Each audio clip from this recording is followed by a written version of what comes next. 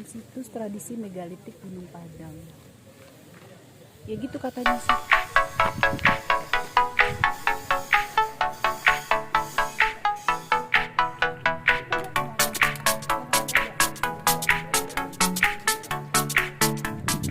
Sampurasun. Assalamualaikum warahmatullahi wabarakatuh.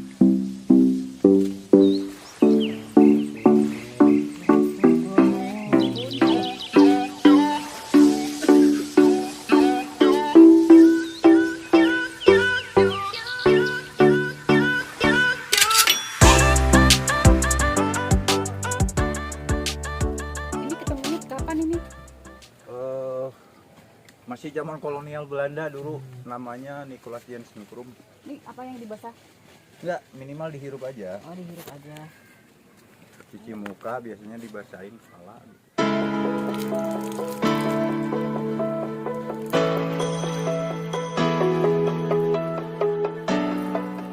Ya, kita disarankan sama Kang Cecep nggak pakai alas kaki supaya energinya langsung lebih kuat masuknya. Cuman aku takut. Kamu aja. Iya Kak? Kalau jumlah anak tangganya 385. Ini tingginya 185 meter itu dari jalan sampai Lawang Saketeng teras 1.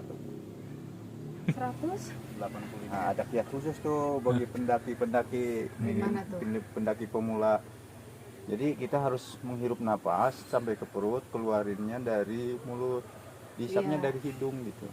Iya, kita juga gitu sih. Ya, Kita sebenarnya biasa ini naik-naik gunung, ziarahan. Cuman berhubung apa ya, tetap aja ngeh-ngeh ya. Allah menciptakan Gunung Padang katakanlah anugerah. Kita juga lahir ke dunia itu anugerah.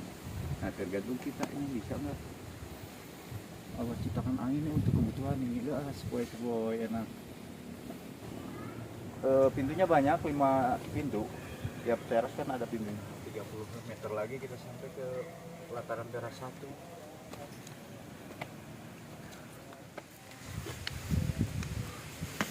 Asalnya dulu railingnya batu-batu berdiri kayak itu. Jadi ketika kita capek megang tuh batu, itu udah dapet energi. Jadi Yang awalnya sepanjang tangga ini. sepanjang tangga ini seperti ini, cuma jadi bergelimpangan karena erosi alami, tumbuh pepohonan besar karena akar juga terbesar, akar membesarkan rebah seperti di atas contoh pohon cempaka. Jadi kenapa nih ada apa kayaknya ada kutub yang ada pintunya gitu, ada artinya nggak ini? Ini kayak pintu Ada, tuh. ini kan salah satu masuk ke ruang pertunjukan yang masih utuh, batunya kokoh.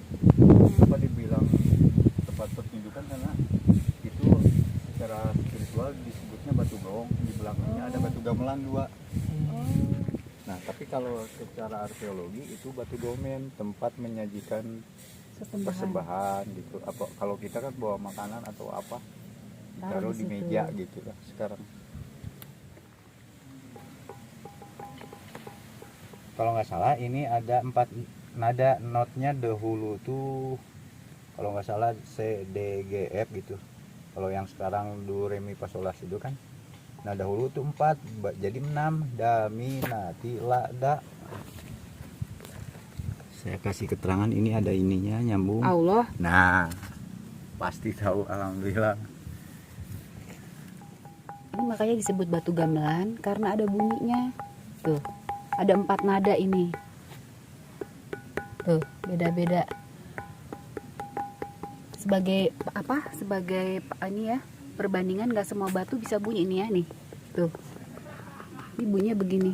Kalau ini ada 4 nada. Nah, Ini nggak sembarangan batu. mulanya ini kan batu gamelan disebutnya. Nah, ada sains penemuan adalah yang alami itu kan seruling, Heeh. karinding, terus celempung yang dari bambu juga dibuat. Jadi akhirnya rame.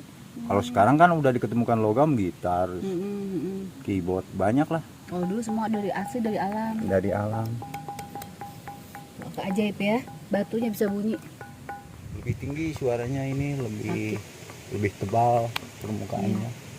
Uniknya ini bentuknya ada motifnya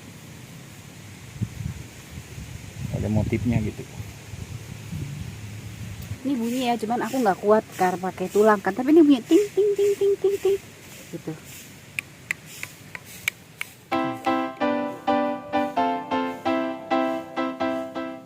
Dirapikan, ini berdiri posisinya untuk nahan. Yang lain kan udah berantakan karena dulunya tertiba pepohonan besar, ditebang tahun 70-an, 75-an lah. Jadi ini secara keseluruhan tuh sebenarnya tadinya apa sih, buat apa? Ya kayak bangunan ditinggal penghuninya, jadi lebat hutan belantara, jadi tumbuh pepohonan besar. Nggak, maksud saya tadinya dulu apa kayak tempat tinggal gitu atau? Ya orang tua dulu atau kan rumah? tempat energi itu maksudnya tirakat, bermeditasi di tempat itu meningkatkan ilmu kemampuan. Cuman seperti bangunan yang ditinggal penghuninya, ya kayak generasinya lenyap dulu baru ada lagi kan. Sampai sekarang manusia banyak lagi gitu. Kalau dilihat kita berdiri di teras 5, disimulasikan begini, ini pelataran teras 1, 2, 3, 4, 5. Di belakangnya itu ada gunung memutar kayak stadion. Cuman uniknya orientasinya menghadap ke utara. Ke sana itu menghadap 5 gunung. Ada gunung batu yang kemungkinan nanti akan dibuldoser dibikin replika dengan museum. Terus gunung Pasir Pogor, gunung Kancana, dan gunung Gede Pangrango. Kesananya itu berurusan. Batu-batu ini bentuknya begini dibikin apa udah maksudnya diasah alami gitu ya? Ilmiahnya ahli arkeologi itu alami. Emang udah bentuknya begini. Cuman strukturnya disusun oleh leluhur kita. Itu bawanya gimana kan, berat ya? Oke. Tinggal nyuruh-nyuruh gitu aja kalau batu juga.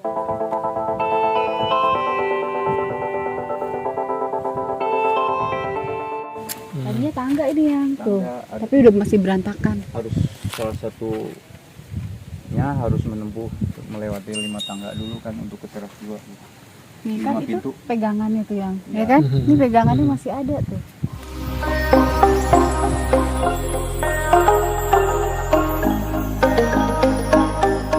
Rekan-rekan kita kan anggotanya sampai 30 orang. Oh ya, alhamdulillah. Jadi ketika banyak pengunjung, kita antisipasi bahwa turun kembali sampah di sweeping gitu. Naiknya diambilin, turunnya juga diambil. Oh, alhamdulillah banget ya. Senang-senang. Soalnya paling sedih tuh kalau tempat-tempat ini banyak sampahnya. Iya. Mana? Duduk di sini, nyender ke sana cuma batunya terguling. Menghadap ke utara. Sini. Ya. Tangannya di depan. Nah, gitu. Oh. Jadi disebutnya area ini ruang musyawarah. Ruang musyawarah. Itu Batu Lumbung, simbol Pulau Blaskenang. Itu istana presiden, sebelumnya kota dunia lah. Yang diadopsi bangsa-bangsa lain. Iya, ke kita. legislatif, yudikatif sekarang mah ya. Ya, setujunya. Itu ada cara Sundanya itu. Gimana ulang lagi kan? Disebutnya Tritang tuh keramaan, keresian, keratuan. Ingat 3 ini. Keramaan itu yang ngurusi izin, katakanlah semacam begitu. Keresian yang mengobati masyarakat dan pimpinannya seluruh. Nah, keratuan itu mengurusi akuntansi administrasi kalau sekarang kan gitulah. Nah, bangsa India, bangsa dari luar masuk ke Nusantara itu studi sebenarnya. Jadi budaya itu lebih tua kita sebenarnya harus. Jadi budaya itu lebih dahulu kita dibanding bangsa manapun. Ini namanya batu duduk ya tadi ya. Batu kursi. Batu kursi, tempat kita duduk, tempat dulu beliau tuh duduk bermusyawarah, rapat lah gitu, kayak ruang MPR DPR gitu. Terus ini kayak bisa buat pegangan. Ini duduk yang lain para penggawa, mungkin senopati atau apa panglima di samping ini kan. Katakanlah ini Ibu Ratu, di sini senopati sama panglima. Jadi kebudayaan kita ini udah tertua di dunia ini dibandingkan sama negara-negara lain.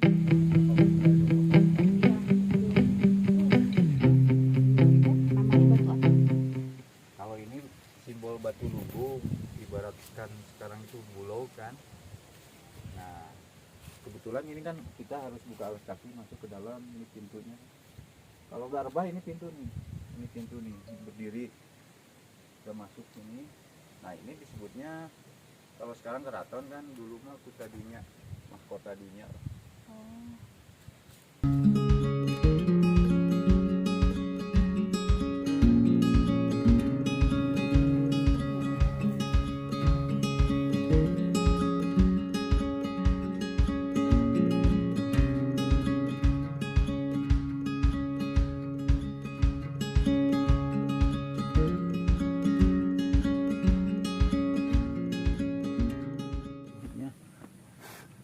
Tapak kujang, Oh iya. simbol kekuatan, bukan pusaka. Pusaka disebutnya simbol kekuatan.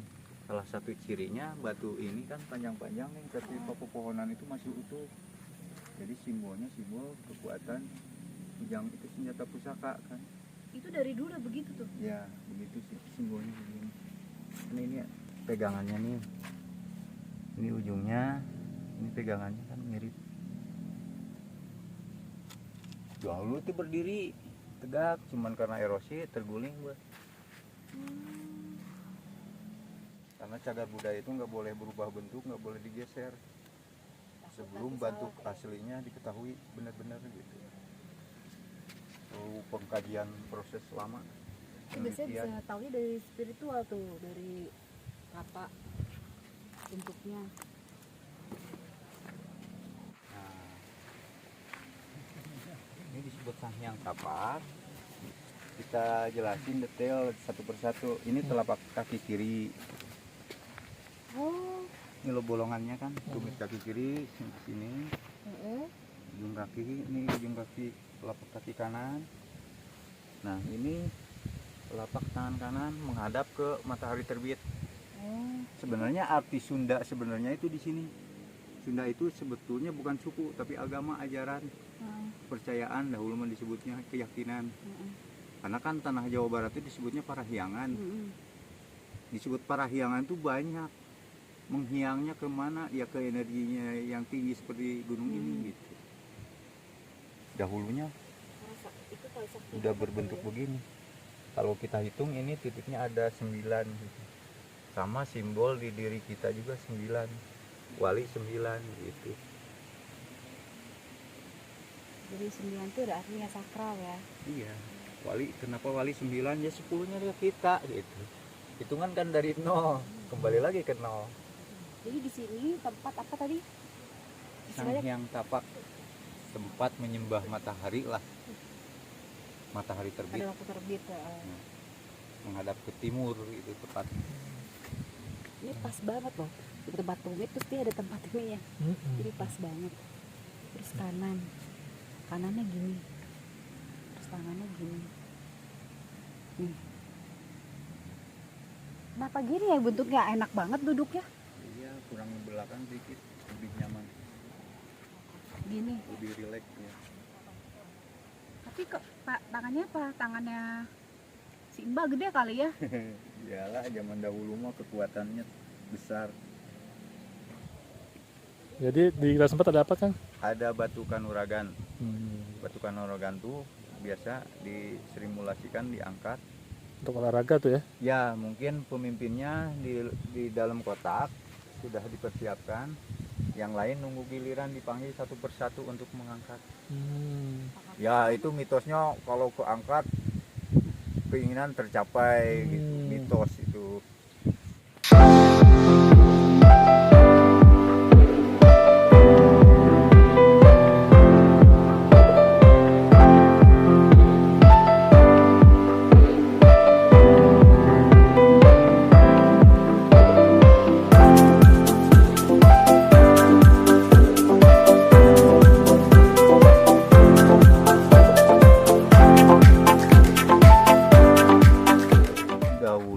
Tempat pengujian satu persatu duduk bersila di sana letter L kan. Nah pemimpin itu menyuruh ngangkat ini untuk melatih kanuragan raga kita biar kuat jadi orang hebat gitu. Karena kan di tanah limanya ada singgasana, sudah setiap orang selalu ke singgasana kan sebelum diuji dulu kekuatannya baik fisik jasmani maupun rohani. Simbolnya batu kanuragan.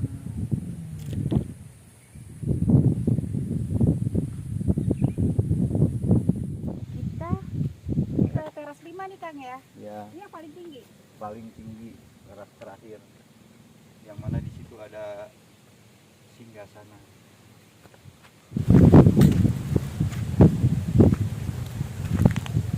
Aku kira semen nih. Jadi dia. Enggak main HP. Iya. Langsung ya beradakan. Ketika usai berdoa, bermeditasi, nah kemudian terlentang. Sini ada letak buat naruh kepala, lubangnya ada.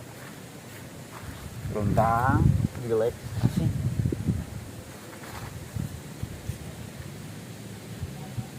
Nah ini kelebihannya orang tua kita dahulu, leluhur kita, ilmu astronomi, perbintangan sampai sekarang antariksa itu ada. Karena jauh sebelum ada kalender kan, Lihat bintang. melalui bintang itu, bintang Waluku artinya apa, misalkan kapan terjadi bencana alam, kapan terjadi gempa bumi, atau kapan musim tanam, musim panen, itu disinilah dirumuskan orang tua kita dahulu. Sampai-sampai ilmu antariksa aja sekarang kan, ilmu perbintangan atau ilmu astronomi itu dari kita dahulu itu asal Membaca muasalnya. bintang ya. Iya, membaca rasi bintang, galaksi. Dalam setahun ini tempat sentralnya. Saya pernah uji sendiri peredaran matahari dan bulan itu titik tengahnya sewaktu-waktu di sini. Minta ilmunya, Bah.